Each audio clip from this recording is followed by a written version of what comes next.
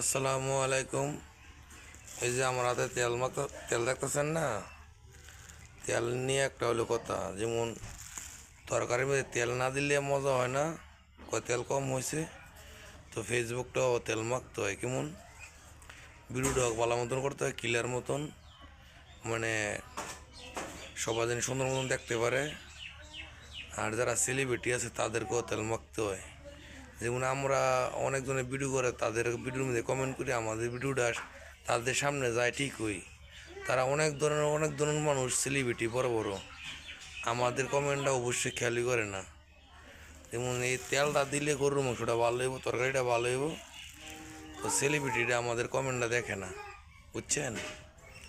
তো আমার কথাটা কি ঠিক বললাম নাকি ঠিক বলেছি? আপনারা অবশ্যই কমেন্টে জানাইবেন। তেল মাখতে হয়। আর ফেসবুকটা চালাইলে সবসময় মোবাইলটা হাতে রাখতে হয়। কোন সময় কার কমেন্টটা আসে রিপ্লাই দিতে হয়, হ্যাঁ, কয়জন ফলোয়ার হয়েছে দেখতে হয়। তো এটি সবটি উচিত কথা কইলাম। কেমন হয়েছে আমার কথাটা আপনারা অবশ্যই জানাবেন। আরে বাবা, আমরা ভিডিও ছাড়ি, তাদের অন্য যায়, তারা কোনো কমেন্ট করে না। আর তাদের ভিডিওটি আসলে আমরা অবশ্যই কমেন্ট করি। এটাই বলে তেল মাখা। যারা বড় তাদের মাথাতে তেল ডালে, আর যারা তেলের যোগ্য হয়েছে না তাদেরকে কোনো তেলই মাখে না। তো পৃথিবীর দুনিয়ার নীতি এটা, তেল মাখতে হয় সব কিছু জিনিস, সব জিনিসটাই। যেমন আত্মীয় স্বজনরা তেল মাখতে হয়, ফারাকের মানুষটা তেল মাখতে হয়। কোনো মানুষ খারাপ মনে করবেন না।